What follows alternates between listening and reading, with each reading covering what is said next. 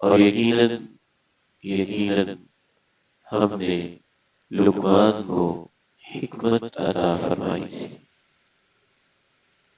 اللہ تعالیٰ نے جناب لقمان حکیم کی دانشمندانہ، حکیمانہ، بصیرت افروز، انمول قسم کی باتیں، نصیحتیں اور اپنے پیغامات جو انہوں نے اپنے بیٹوں کو دیے بیان کرنے سے پہلے ایک بہت بڑی حقیقت کی طرف اللہ تعالیٰ نے توجہ دلائی، تاکہ انسان ان باتوں کو غور سے سنے کہ لقمان کی باتوں کو عام باتیں نہ سمجھنا۔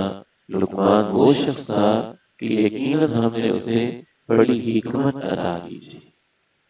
حکمت کسے کہتے ہیں؟ عربی زبان میں بنیادی طور پہ حکمہ حکمتن سے، حکمتن لگام کو کہتے ہیں۔ جانور کے منہ میں جو لگام ڈالتے ہیں اس کو حکمہ کہتے ہیں۔ لگام کا کیا کام ہوتا ہے؟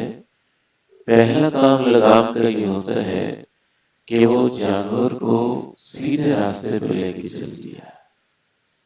دوسرا کام یہ ہوتا ہے اسے سیدھے راستے سے دائیں بائیں ہٹنے نہیں دیتی، غلط راستوں پہ جانے نہیں دیتی۔ اور اس کا تیسرا کام یہ ہوتا ہے کہ وہ اس کو باقی معاملات کے اندر بھی کنٹرول رکھتی ہے۔ تو جب وہ سیدھے راستے پہ چلتا رہتا ہے تو صحیح منزل مقصود پہ پہنچ جاتا ہے۔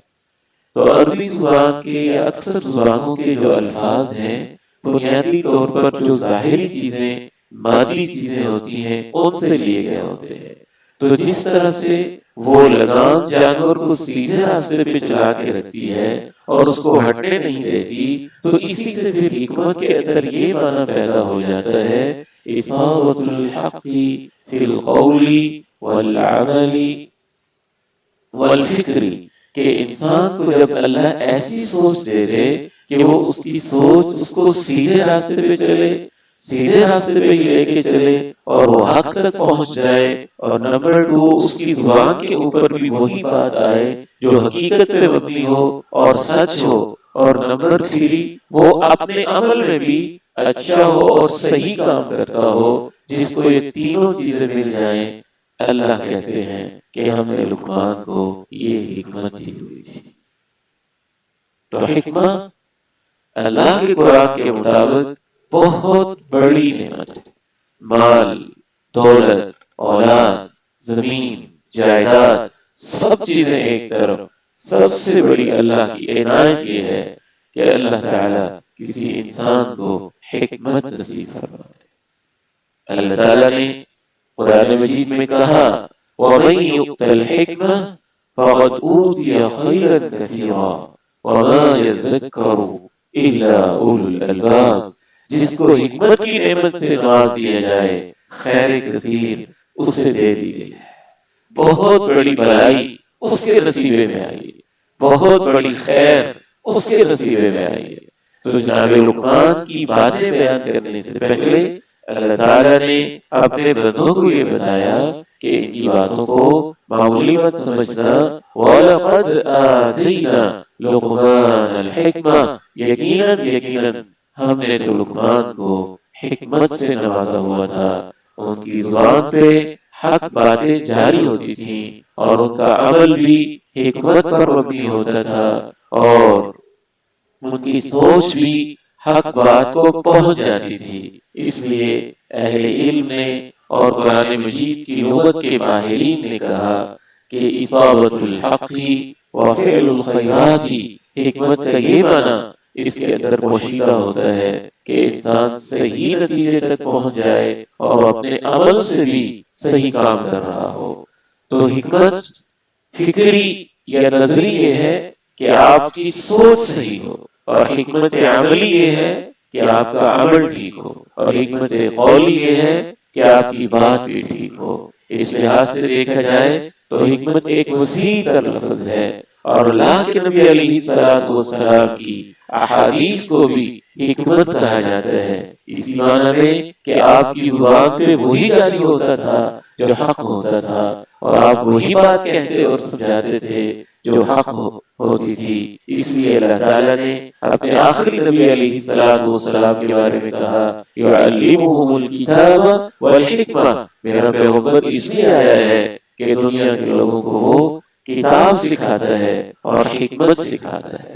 اس حوالے سے ایک آخری بات یہ بھی ذہن میں رکھیے کہ اللہ رب العزت نے جناب لقمان حکیم کی باتوں کو جس پیرائے اور سیاق و سباق کے اندر بیان کیا ہے وہ اصل میں شرک کی تردید کا ہے۔ اللہ تعالیٰ نے ایک پوری سورہ ان کے نام پہ منسوب کی، سورہ لقمان، تو اس میں بھی ایک بہت بڑی حکمت ہے اللہ تعالیٰ کی۔ اللہ تعالیٰ اپنے بندوں کو یہ بتانا چاہتے ہیں کہ میری توحید، میری معرفت، میری ذات کی پہچان اور شرک سے بیداری صرف یہی نہیں کہ میرے انبیاء یہ تعلیم دیتے آئے ہیں، انبیاء کے علاوہ جس کو بھی اللہ نے توفیق دے دی اور صحیح سوچ اس کو نصیب ہو گئی، وہ اسی نتیجے پہ پہنچا ہے کہ اللہ کی توحید کو اپنانا چاہیے اور اس کے ساتھ شرک نہیں کرنا چاہیے۔